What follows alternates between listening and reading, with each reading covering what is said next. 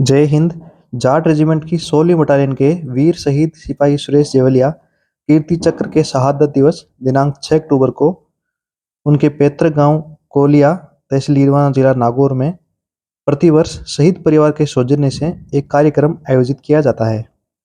इस कार्यक्रम से पहले 1 अक्टूबर से 5 अक्टूबर तक शहीद परिवार के सौजन्य से ही गांव में रात्रिकालीन कबड्डी प्रतियोगिता का आयोजन किया जाता है।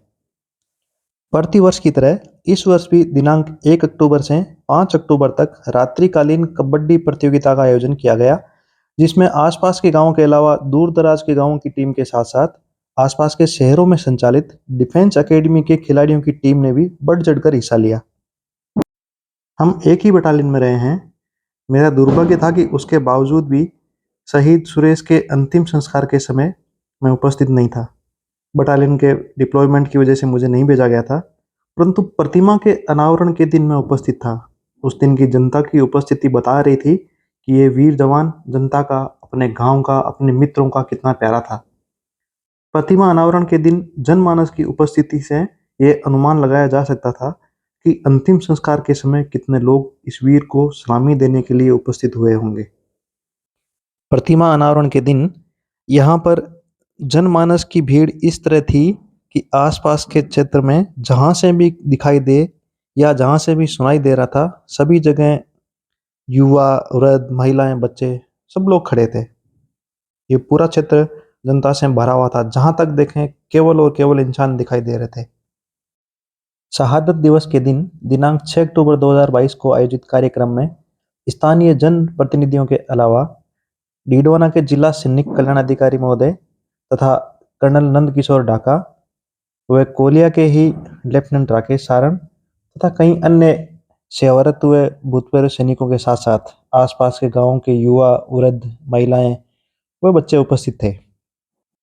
शहीद सिपाही सुरेश स्वयं कबड्डी का बहुत अच्छा खिलाड़ी था। स्कूलिंग के दौरान भी व फौज के दौरान भी अपनी टीम का सबसे मजबूत खिलाड़ी रहा है। राजकीय माध्यमिक विद्यालय कोलिया, जो अब शहीद सिपाही सुरेश राजकीय उच्च माध्यमिक विद्यालय कोलिया के नाम से प्रसिद्ध है, के दौरान मैं उनसे पढ़ाई में 1 वर्ष पीछे था।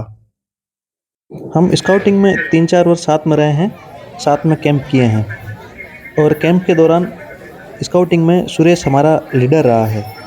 स्काउटिंग में उसे टोली नाइक कहते हैं। स्काउटिंग के दौरान की बातों पर अगर अभी गौर करें तो सुरेश रियली बहुत अच्छा लीडर था, बहुत अच्छा। भाई हर काम में एक्सपर्ट था।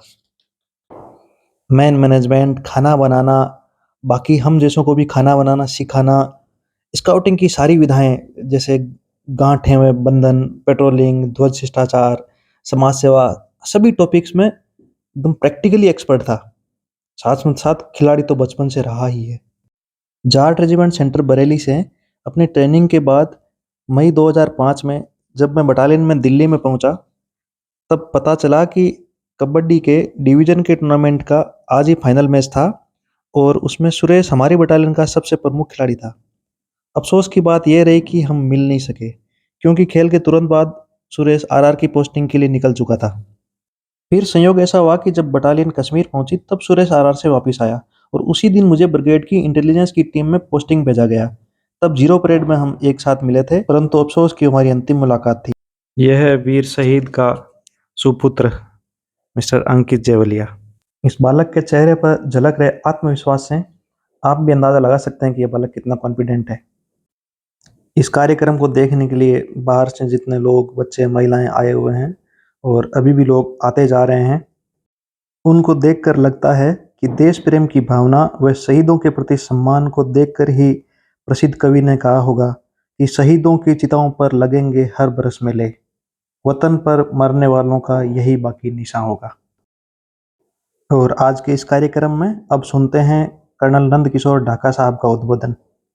बिना किसी भूमिका के कर्नल साहब से निवेदन करूंगा, मदर। अरे गांधी जी एक बार आओ भाई, आपको स्वागत तो करा।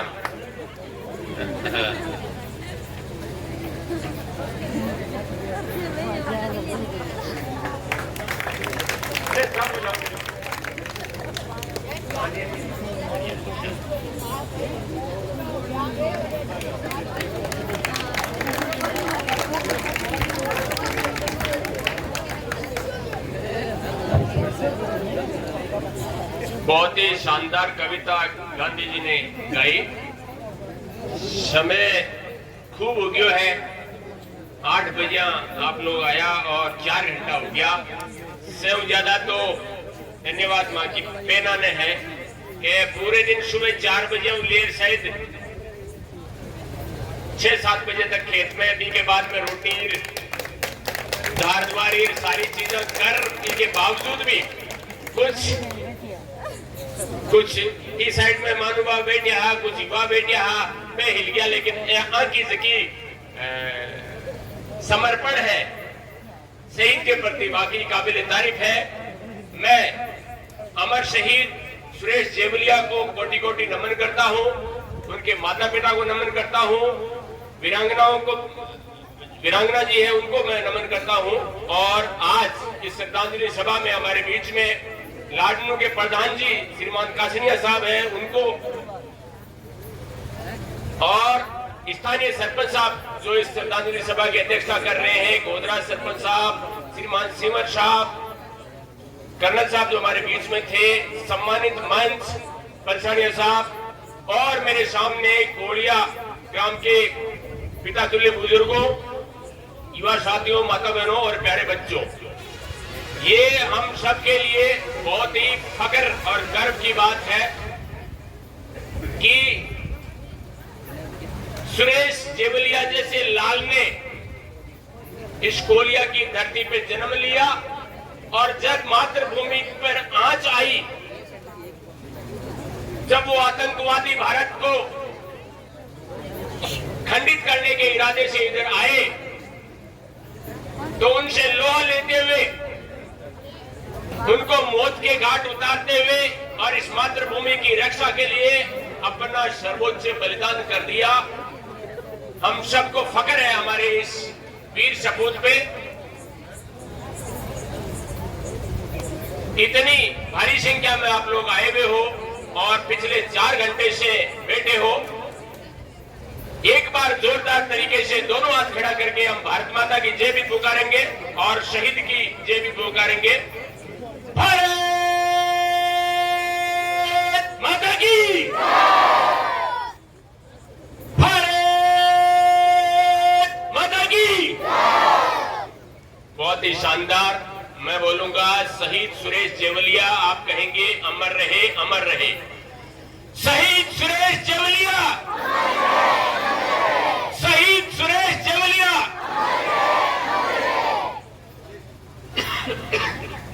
अच्छी संख्या में हमारे बच्चे यहाँ बैठे हुए हैं, बेटियां बैठी हुई है। मैं आपको बताना चाहता हूं कि मैं जब से सेना से 26 साल की सर्विस के बाद में स्वैच्छिक सेवानिवृत्ति लेकर गया 2013 से, मुझे हर साल यहाँ शहीद स्थल पे आकर के अमर शहीद सुरेश जेवलिया को श्रद्धांजलि देने का सौभाग्य प्राप्त होता है। और आज हम इसी काम के लिए इकट्ठे हुए हैं। जब 2013, 14, 15 हम बच्चों को मोटिवेट करने के लिए बात करते थे कि तुम्हारे में से भी अफसर बनेंगे और भारतीय सेना का नेतृत्व करेंगे, लेकिन ये बातें करते करते ऐसा आपके बीच में से ही बच्चों ने इस सपने को हकीकत में बदला है और अपने बीच में आज स्टेज पे हमारे यही कोलिया के लाल लेफ्टिनेंट राकेश सारण बैठे हैं। मैं राकेश को थोड़ा बुलाना चाहूंगा। प्यारे बच्चे जो बैठे हैं, बेटे और बेटियां, मैं पूछना चाहूंगा, कौन कौन राकेश बनना चाहता है आप में से? जो भी भारतीय सेना में या सबसे अच्छी जिंदगी जीने का ख्वाब जिसका है, सपना जिसका है, वो हाथ खड़ा करो। सबसे शानदार जिंदगी जीने का। प्रधान जी, मैं आपके मौजूदगी में ये बताना चाहता हूं कि अगर किसी को इस धरती पर सबसे अच्छा जीवन जीना है तो उसे भारतीय सेना में अधिकारी बनना चाहिए। उससे अच्छा जीवन इस धरती पे नहीं है। आप चाहे विधायक बन जाए, सांसद बन जाए, मंत्री बन जाए, चाहे मुख्यमंत्री बन जाए और चाहे अंबानी बन जाए, लेकिन the quality of life which an army officer lives, it's nowhere in the world. तो अगर आप राकेश बनना चाहते हैं अगर आप प्रशांत बनना चाहते हैं, अगर आप राजवीर बनना चाहते हैं, ये तीनों ही कोड़िया के लाल है ना, पता है ना? हाँ, तो ये लाइन लग जानी चाहिए और आने वाले 10 सालों में,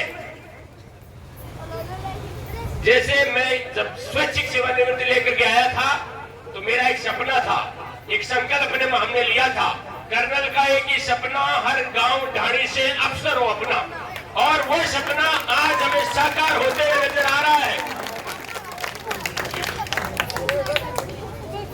भारतीय सेना में, वो चाहे इंडियन आर्मी हो, चाहे इंडियन एयरफोर्स हो या इंडियन नेवी हो, ऑफिसर वही बनता है जिस बच्चे का ऑल ओवर डेवलपमेंट होया हुआ हो, या तो स्कूलिंग के दौरान होया हुआ हो या राकेश की तरह बाद में किया हो। इस राकेश को जैसे ही मेरा पता लगा कि एक कोई रिटायर्ड कर्नल यहाँ रहता है, इसने फोन किया और चल करके मेरे पास वहां कुचामन गया, सर मैं भारतीय सेना में सर्विस कर रहा हूं, मैं क्लर्क हूं, मुझे भी आपकी तरह अफसर बनना है। जो जुनून, जो जज्बा, जो डिटर्मिनेशन, जो डेडिकेशन मैंने राकेश में देखी थी, हजारों में से एक आदमी में वो मिलती है, और इसने प्रूव किया, और आपके प्रशांत चाहर ने प्रूव किया, राजवीर जेवलिया ने प्रूव किया, और मुझे आशा ही नहीं बल्कि पूर्ण विश्वास है कि ये जो बच्चे मेरे सामने बैठे हैं, इनमें से कई इस चीज को प्रूव करेंगे, क्योंकि हमारे प्रेरणा स्रोत हमारे अमर शहीद सुरेश जेवलिया है।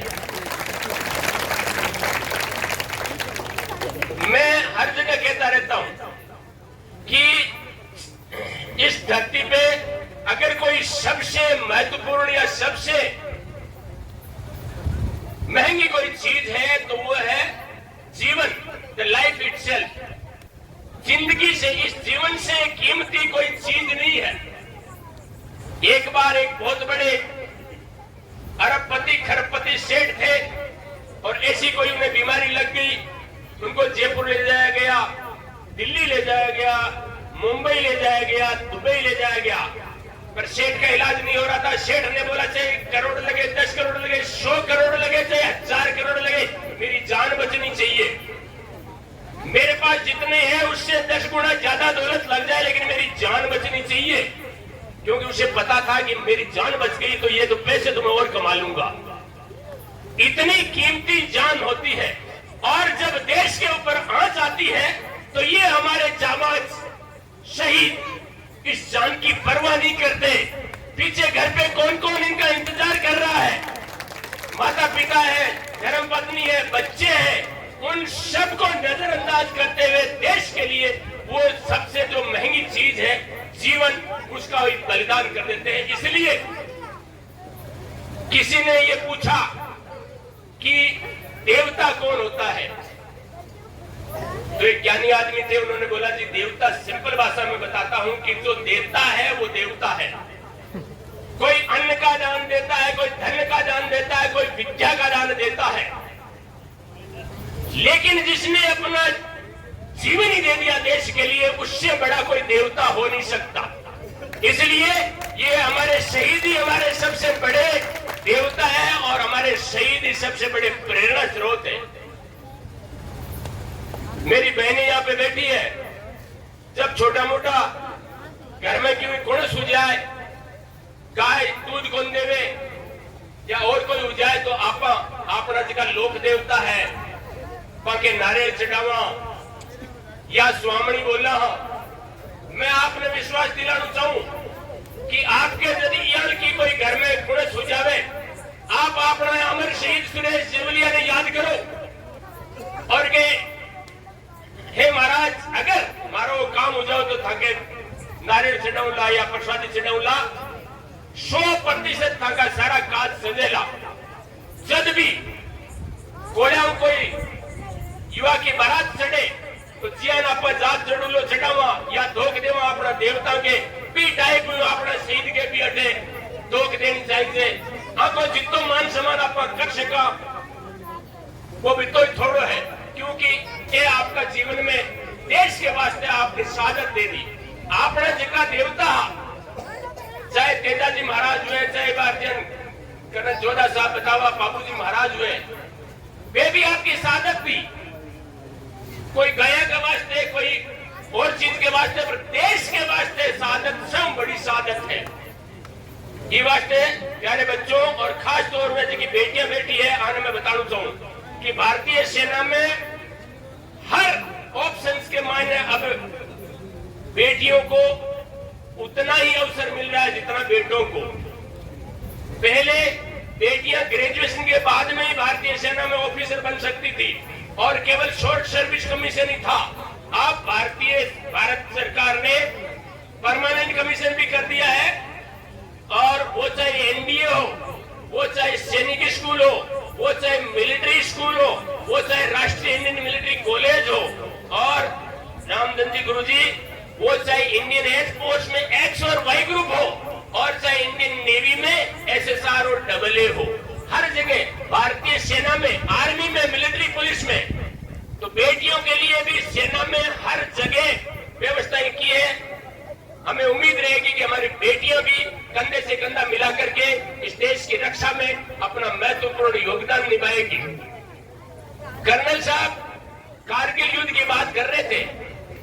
हमें अच्छी तरह से पता है, जब पाकिस्तान की फौज घुसपैठ करके अंदर आ गई थी तो भारतीय सेना ने सरकार को बोला था कि ये ऑपरेशंस अब हमें हमारे हिसाब से करने दो। आज यहाँ लाइन ऑफ कंट्रोल है ना, तो लाइन ऑफ कंट्रोल क्रॉस कर इस साइड में आई गया।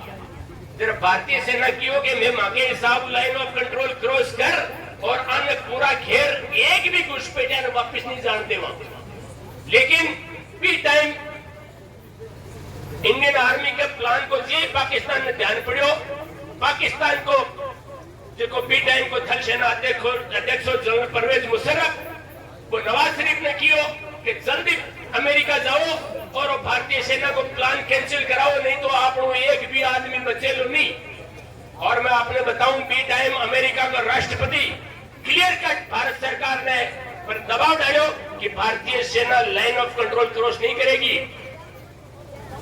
और वो जो 80 डिग्री की खड़ी पहाड़ियां थी उनको जड़ करके एक घुसपैठियों को मार गिराया खदेड़ा, और उस दौरान 527 जाबाजों ने अपना सर्वोच्च बलिदान दिया। मैं ये बात इसलिए कह रहा हूं, मैं ये बात प्यारे बच्चों इसलिए कह रहा हूं कि वो 1999 था और अभी 2014 के बाद में जो स्थितियां बनी है। आपको एयर स्ट्राइक का तो पता है ना कि भारत ने पाकिस्तान पे एयर स्ट्राइक किया था। कहां किया था? कोई भी? बालाकोट, बिल्कुल गुड। तो बालाकोट में जब वो एयर स्ट्राइक हुआ था, बालाकोट में वो एयर स्ट्राइक हुआ था, आपकी लाइन ऑफ कंट्रोल तो यहां रहेगी, इंटरनेशनल बॉर्डर क्रॉस करके और बालाकोट में जाकर के ठोका था। और दुनिया का एक भी देश कंडेम नहीं कर पाया था, कुछ चू नहीं कर पाया था। इसलिए हम सौभाग्यशाली है कि हमने इस दौरान जन्म लिया जब देश का नेतृत्व सबसे मजबूत है। और वो जो 12 पायलट ग्वालियर के एयरबेस से 12 लड़ाकू विमानों लेकर के जो एयर स्ट्राइक किया था, उनमें एक पायलट, एक फाइटर पायलट हमारी बेटी भी थी। इसलिए बेटियां किसी से कम नहीं है। हर फील्ड में, चाहे वो सेना हो, चाहे वो IIT का क्षेत्र हो, चाहे शासन प्रशासन का हो, हर जगह बेटियां अच्छी कर रही है। इसलिए हम चाहेंगे कि हमारी बेटियां भी हर क्षेत्र में आगे बढ़े। बहुत ज्यादा समय हो गया है और मेरी बात का अगर मैं सार कहूं तो प्यारे बच्चों, पढ़ाई पे ध्यान दो। और ज्यादा अभिभावक सारे आए हुए हैं, माता बहनें आई हुई है, सबको मैं निवेदन करूंगा कि जितना हो सके हमारे बच्चों को सैनिक स्कूल और मिलिट्री स्कूल में भेजने की आप कोशिश करें, क्योंकि वहां पर बच्चों का ऑलराउंड डेवलपमेंट होता है। शहीद परिवार और आयोजन समिति को धन्यवाद देना चाहता हूं कि हमेशा की तरह इस बार भी हमारे को बुलाया, इतना मान सम्मान दिया और बोलने का अवसर दिया। इसके लिए आपका बहुत बहुत धन्यवाद। जय हिंद, जय भारत, जय जवान, जय किसान।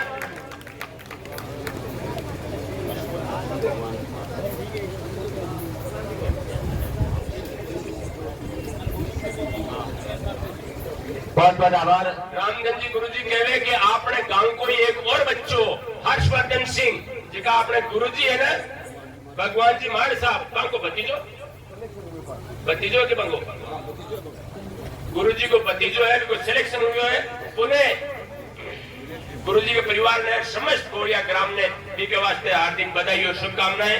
धन्यवाद। प्रधान जी का स्वागत अभिनंदन मोमेंट देकर के आप पधारे और इतनी देर तक हमारे बीच में रहे, हमारा मार्गदर्शन किया, आपका बहुत बहुत धन्यवाद। देवरू साहब से भी निवेदन आप ही मोमेंट लेकर जाएंगे। स्मृति चिन्ह हमेशा आपकी यादों में ताजा रहेगा कि हमने कोलिया में शहीद के कार्यक्रम में वहां पे गए थे। बहुत बहुत आभार दोनों महानुभावों का, बहुत बहुत आभार। आप इतनी देर तक इस कार्यक्रम में अपनी उपस्थिति दी, हम सब लोगों का आपने मार्गदर्शन दिया, मनोबल बढ़ाया, आप पधारे, बहुत बहुत आभार, बहुत बहुत स्वागत अभिनंदन। मैं कर्नल साहब से निवेदन करूंगा 2-3 और हमारे इनाम कबड्डी के दौरान जो बेस्ट रेडर और जो बेस्ट डिफेंडर थे उनका भी पारितोषिक आपको देना है। तो मैं निवेदन करूंगा उस टूर्नामेंट के बेस्ट रेडर के रूप में गुलाब सैन डाबगांव, गुलाब सेन जो डाबगांव की टीम में थे, बहुत ही बेहतरीन रेडर थे। मैं निवेदन करूंगा गुलाब सेन से मंच पर आ जाए। मनरूप जी का भी स्वागत अभिनंदन, आपने भी जो इतना समय दिया आज इस कार्यक्रम में, आपका बहुत बहुत आभार, बहुत बहुत स्वागत। मैं कर्नल साहब से और रामपाल जी से, कुशाल जी से निवेदन करूंगा कि बेस्ट रेडर के लिए गुलाब सेन का स्वागत अभिनंदन और मोमेंटो प्रदान करें।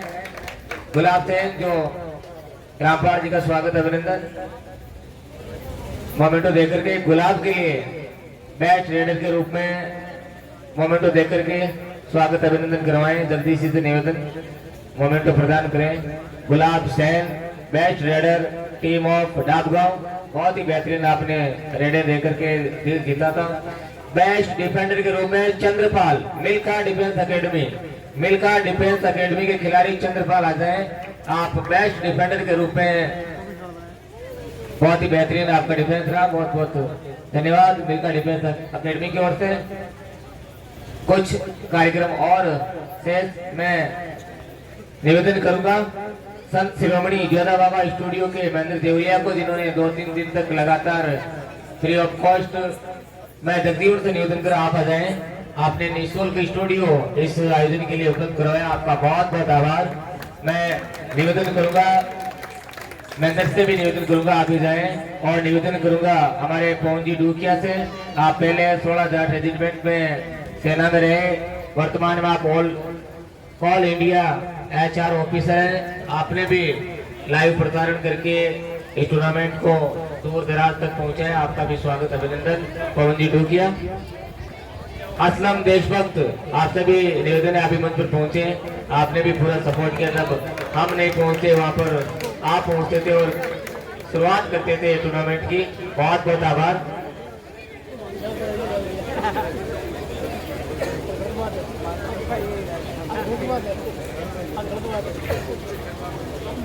बहुत बहुत आभार। एक प्रस्तुति मैं निखिल सैनी से निवेदन करूंगा जल्दी से मंच पर आ जाएं। एक देशभक्ति,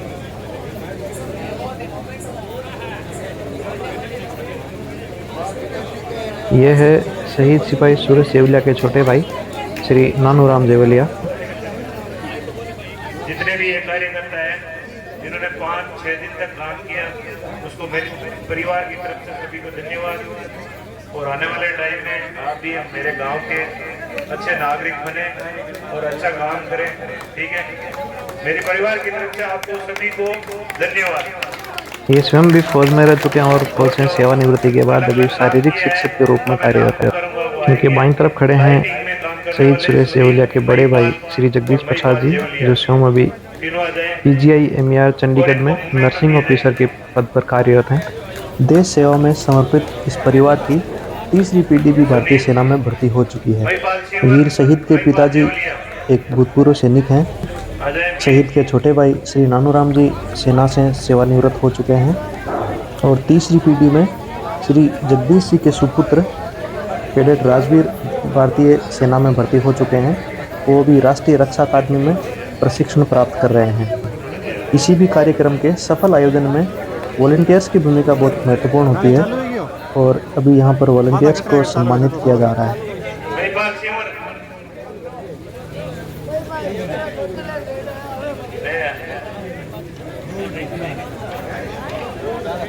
इसके बाद में टीमों को बुलाना, टाइम पर समय पर बुलाना। दिनेश जेवलिया बजरंग 4, नहीं बजरंग नेत्रवाल। मंजू भाई कहाँ है? बड़ो दिनेश भैया आजा आजा, अरे आजा यार।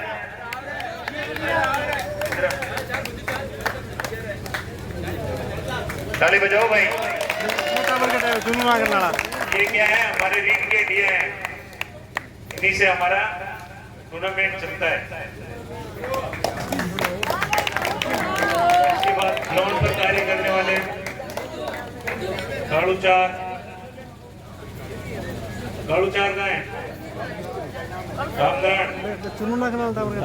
रामगढ़ की टीम है जो साथ जगह ग्राउंड में काम करेगी। पवन वगैरह अरे साथ जता दिया जगह चुनने कोई काम करा ग्राउंड नहीं हमें पहले रामगढ़ तो बड़ी वाली तो ये जानकारी पवन जेवलिया आजा आजा।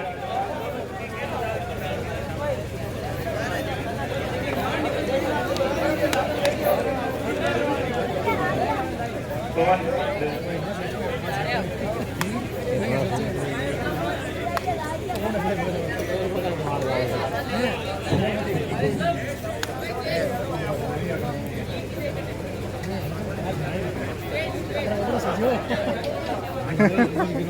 और कार्यकर्ता यही रुकेंगे।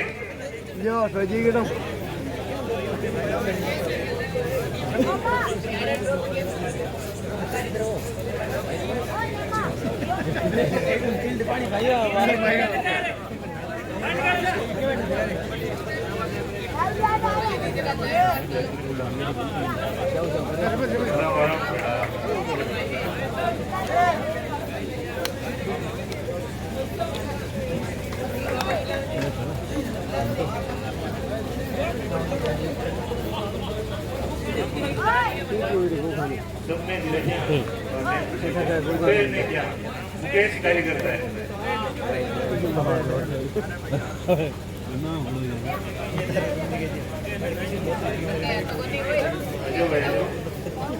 और जैसे बोलते हैं ना भोज में एडम और यहाँ पर बोलते हैं चाय पानी की व्यवस्था, ड्रिंकिंग ट्रॉली, उसके अंदर मिस्टर हजारी निर्मिशन।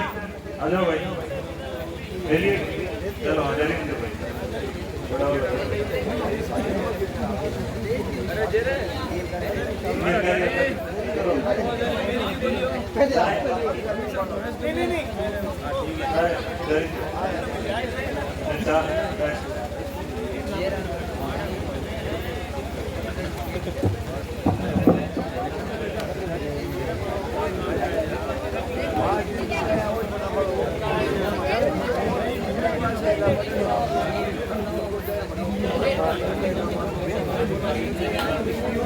आ जाओ, अगर किसी बच्चे को नहीं मिला है तो आ जाओ, आ जाओ जिसने काम किया अपनी ईमानदारी से वो आ जाओ। सी बात है, अरे भाई जिसने भी काम किया है कि भाई मैं सपोर्ट करियो टूर्नामेंट में वन मूवमेंट और वन वीडियो बात कर रहे हैं भाई साहब ने पहली की मैं कोई बात भाई साहब मुझे भाई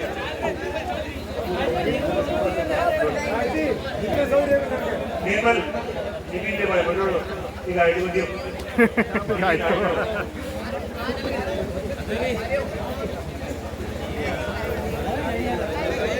अरे दिया बच्चों को मान छोटो दे दियो, मान बड़ो दे दियो, सब सम्मान है, ठीक है ना। महेंद्र जेवलिया और राजस्थान गेम्स साथी आप भी मंच पर जाए, मोमेंट ले लें। क्यों भाई बैठो काम करने वाला मीडिया की बोल रहे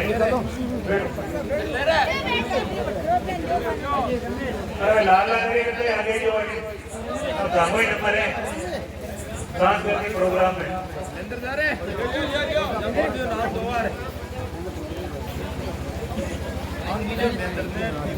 अरे कोई बच्चों नहीं चीजें नहीं रहता काम करो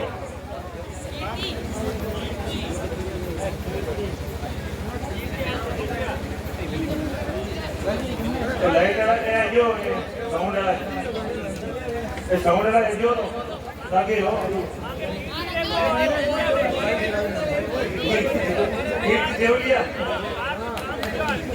चलो कीर्ति देवलिया में ले जाओ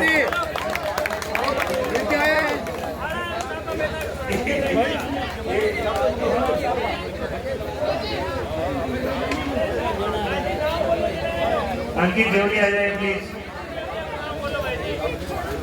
इधर आ जाए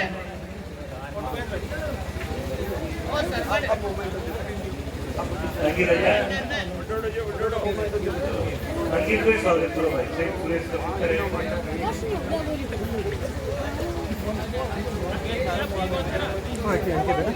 छोटो चलो भैया छोटो बेटा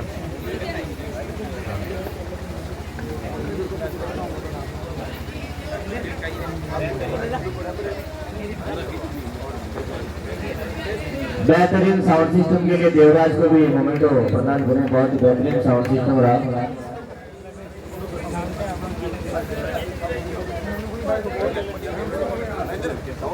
थोड़ी देर के लिए पावर कट हो गया, लेकिन कार्यक्रम जारी रहा।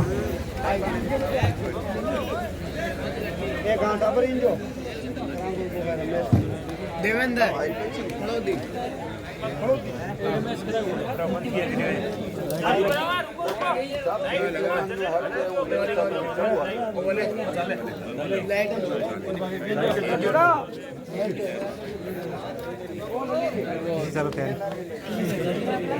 तार जोड़ दी रे बात करिए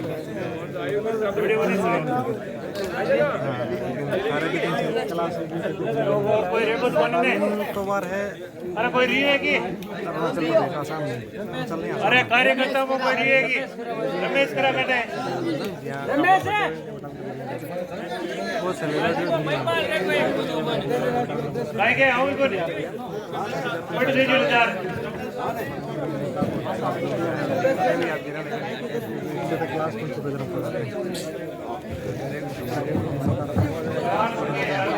हेलो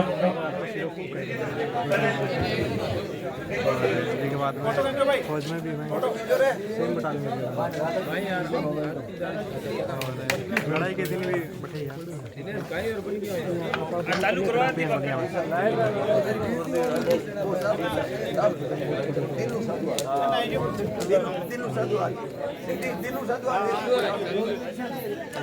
रमेश आगे बजे ओके कराएंगे ठीक है जी की तैयारी चल रही है।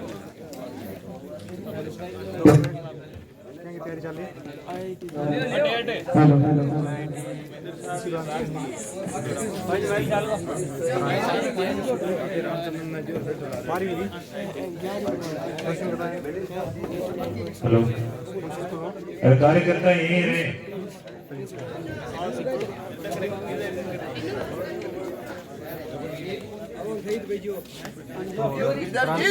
ब्रांच किसी भी ब्रांच इलेक्ट्रिकल मैकेनिकल के बाद में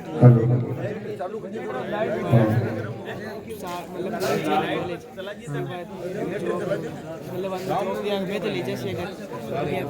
80% बेरोजगार रह जाए नहीं तो बाकी भगवान खुद आर के बोलन कि किसी नौकरी करना चाहे जरा किसी को नहीं यार ड्रीम जॉब के में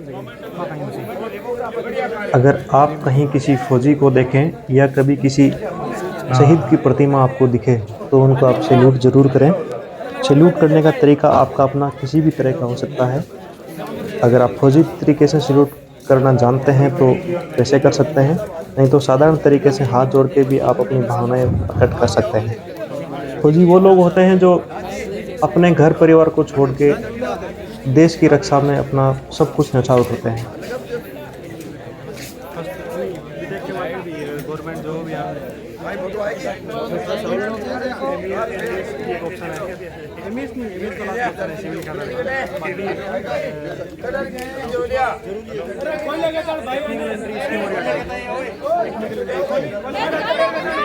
डायरेक्ट केवल एसएसपी में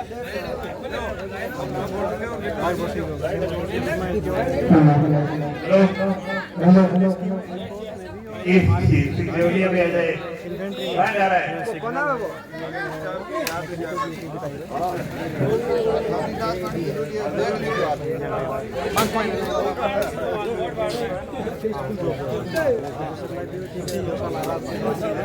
आपको ये कार्यक्रम कैसा लगा लाइक या कमेंट करके ज़रूर बताएं और अगर आपने अभी तक मेरे चैनल को सब्सक्राइब नहीं किया तो कृपया सब्सक्राइब करें। बहुत बहुत धन्यवाद। जय हिंद। जाट पहलवान जय भगवान।